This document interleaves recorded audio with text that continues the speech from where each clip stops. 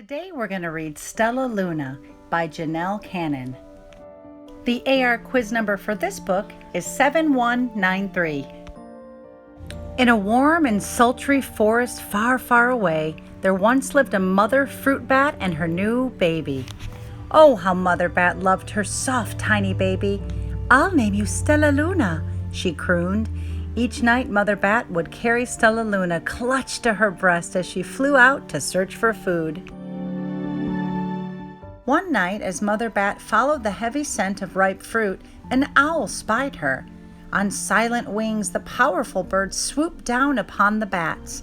Dodging and shrieking, Mother Bat tried to escape, but the owl struck again and again, knocking Stellaluna into the air. Her baby wings were as limp and useless as wet paper. Down, down she went faster and faster into the forest below. The dark, leafy tangle of branches caught Stellaluna as she fell. One twig was small enough for Stellaluna's tiny feet. Wrapping her wings about her, she clutched the thin branch, trembling with cold and fear. "Mother," Stellaluna squeaked, "where are you?" By daybreak, the baby bat could hold on no longer. Down, down again she dropped.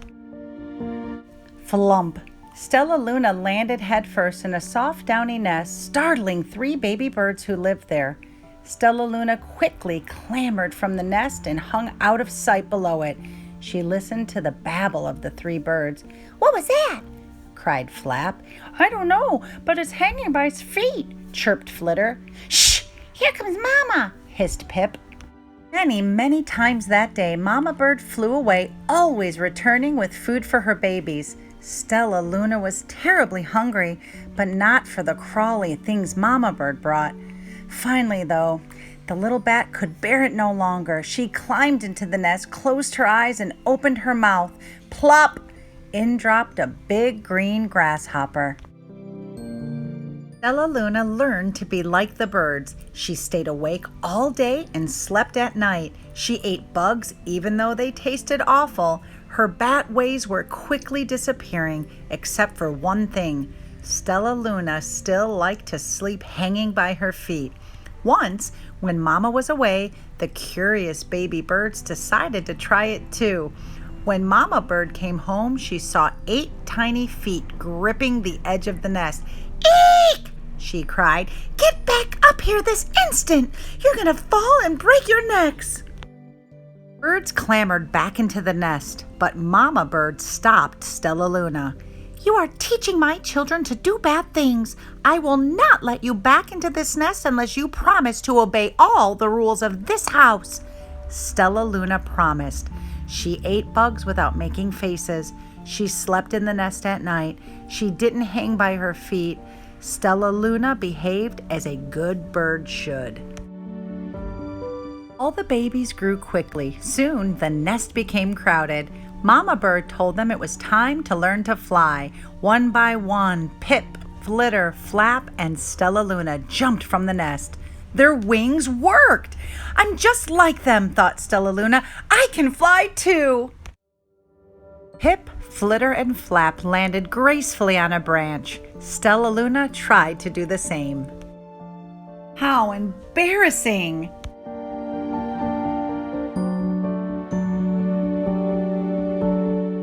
"I will fly all day," Stellaluna told herself. "Then no one will see how clumsy I am." Next day, Pip, Flitter, Flap, and Stellaluna went flying far from home. They flew for hours, exercising their new wings. "The sun is setting," warned Flitter. "We better go home or we will get lost in the dark," said Flap. But Stellaluna had flown far ahead and was nowhere to be seen. The 3 anxious birds went home without her. All alone, Stellaluna flew and flew until her wings ached and she dropped into a tree. "I promised not to hang by my feet," Stellaluna sighed. So she hung by her thumbs and soon fell asleep. She didn't hear the soft sound of winds coming near her. "Hey!" a loud voice said. "Why are you hanging upside down?" Stellaluna's eyes opened wide. She saw a most peculiar face. "I'm not upside down, you are," Stellaluna said. "Ah, but you're a bat! Bats hang by their feet. You are hanging by your thumbs, so that makes you upside down," the creature said. "I'm a bat, and I am hanging by my feet. That makes me right side up." Stellaluna was confused. "Mama Bird told me I was upside down. She said I was wrong." "Wrong for a bird? Maybe, but not for a bat." More bats gathered around to see the strange young bat who behaved like a bird. Stellaluna told them her story. "You ate bugs?" stuttered one. "You slept at night?" gasped another. "How very strange," they all murmured. Wait, let me look at this child." A bat pushed through the crowd. "An owl attacked you?" she asked. Sniffing Stellaluna's fur, she whispered, "You are Stellaluna. You are my baby." "You escaped the owl?" cried Stellaluna. "You survived?" "Yes," said Mother Bat as she wrapped her wings around Stellaluna. "Come with me and I'll show you where to find the most delicious fruit. You'll never have to eat another bug as long as you live." "But it's nighttime," Stellaluna squeaked. "We can't fly in the dark or we will crash into trees." "We're bats," said Mother Bat. "We can see in the darkness. Come with us." Stellaluna was afraid, but she let go of the tree and dropped into the deep blue sky. Stellaluna could see. She felt as though rays of light shone from her eyes. She was able to see everything in her path. Soon the bats found a mango tree, and Stellaluna ate as much of the fruit as she could hold. "I'll never eat another bug as long as I live," cheered Stellaluna as she stuffed herself full. "I must tell Pip, Flitter, and Flap." The next day, Stellaluna went to visit the birds. "Come with me and meet my bat family," said Stellaluna. "Okay, let's go," agreed Pip. "They hang by their feet and they fly at night and they eat the best food in the world," Stellaluna explained to the birds on the way. As the birds flew among the bats, Flap said, "I feel upside down here." So the birds hung by their feet. "Wait until dark," Stellaluna said excitedly. "We will fly at night." When night came, Stellaluna flew away. Pip, Flitter, and Flap leapt from the tree to follow her. "I can't see a thing," yelled Pip. "Neither can I," howled Flitter. "Aye!" shrieked Flap. "They're gonna crash," gasped Stellaluna. "I must rescue them." Stellaluna swooped about, grabbing her friends in the air. She lifted them to a tree, and the birds grasped a branch. Stellaluna hung from the limb above them.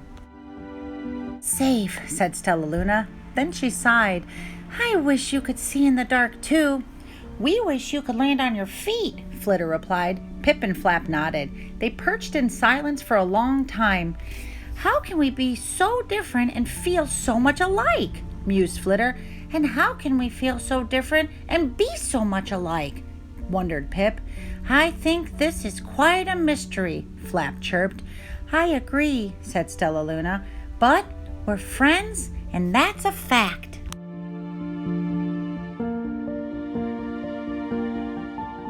Of the nearly 4,000 species of mammals on Earth, almost 1/4 are bats, the only mammal capable of powered flight. The scientific name for bats is Chiroptera, hand wing, because the skeleton that supports the wing is composed of the animal's elongated finger bones. The majority of bats are classified as Microchiroptera, small hand wing. Nearly 800 varieties fill special niches in every climate around the world except the polar zones. The lifestyles and food preferences of Microchiroptera vary widely. Many eat insects while others catch fish, amphibians, and reptiles. Finally, there is the famous vampire, of which there are only 3 species ranging from Mexico to Argentina.